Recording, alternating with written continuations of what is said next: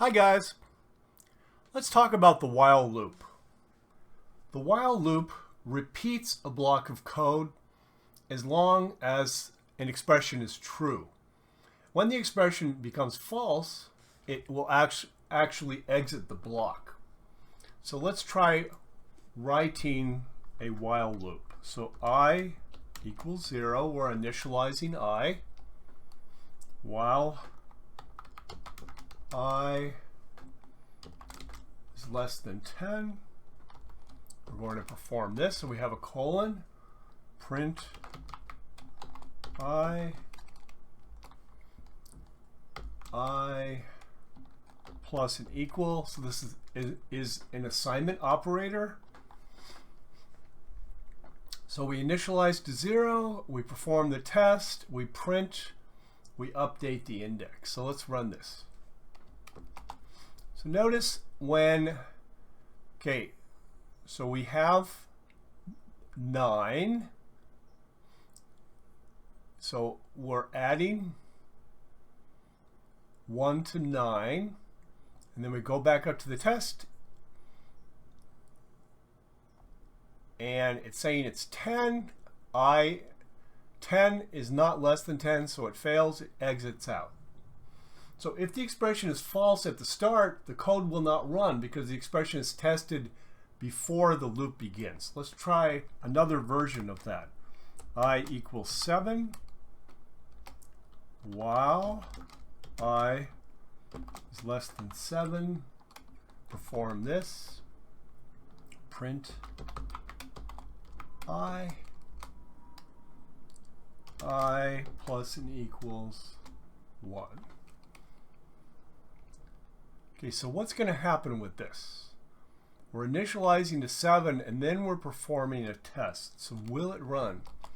So actually, when it performs the test, it's saying I is not less than 7, so it exits out without an error, but it simply exits. Many languages have a type of loop where you're guaranteed at least once to run.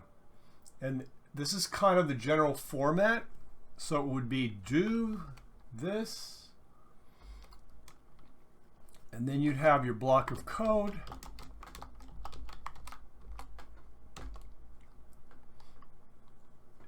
and then you have while this is true. So notice it's actually performing the action before the test. Unfortunately, Python doesn't have anything like that, but we can create one very easily. So one way we do this is we create an infinite loop and we break out when the condition is satisfied. So I'm going to give you an example of that. So here we have minimum name length equals 2. So we're assigning 2 to that variable. While this is true, input enter your name, dude, and that's input into the name variable. If the length of name is greater or equal to minimum name length and the name is alpha, then we print looking sharp, and the name is input here. So let's try this. Let's run it.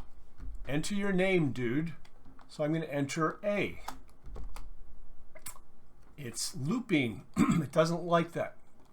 We'll try B. It's looping. We'll try Bo. Looking sharp, Bo. So notice it would have continued looping infinitely until it passed the test. When it passes the test, it actually exits and prints out.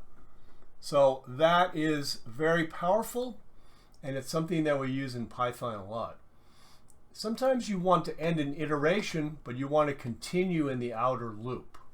So I'll give you an example. So we're going to write one. I equals 0 while I is less than 6. We're going to perform this. I plus and equals 1. And then we're performing another test. if I is equivalent to 3, we're going to perform this. We're going to continue, and continue means continue to the top of the loop. And then we are going to print I.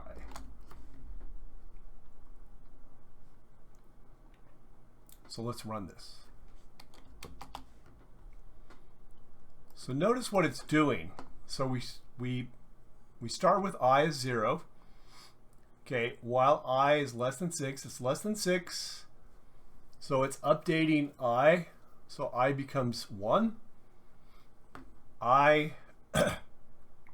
is not 3, so it prints. So we print 1, we print 2, and then finally it's coming through here. It's updating I, so I becomes 3, and it's saying, oh, I is 3, therefore go back to the top of the loop. So it loops back up, and then it continues with 4, 5, and 6. And finally, after it prints out the value of 6, it comes up here, it fails the test, and then it exits out. So that is a very powerful form of loop. There's another thing we see in Python a lot. It's called the modulo. And the modulo operator is a very useful operator used in loops, and it's used oftentimes to break out components of date and time. So let's try that. A equals 0 while A is less than 10. So we're updating the operator, plus and equal 1. If A, and this is the modulo operator, 3, then we're going to continue, and then print A. Okay, so I'm looking at my indentation, and we need a colon here, and then this is going to be indented. This needs to be indented. Our continue must be indented because of our colon here. And let's see, one thing, print should be indented. There, let's run that. So what it's doing is it's if A modulo 3, so that means if there is a remainder from A modulo 3, then continue up to the top of the loop. But if 3 is evenly divisible into A, where it is with 3, 6, and 9, then print A. So that's what's happening. Now, modulo is used very often, but there's a little problem with it when you're in the lower numbers. A lot of times people don't understand how modulo is calculated. It's not simply remainder. So this is a little key to explain it, to help you out. So what we're doing is, okay, we're dividing, here we have 0 modulo 3.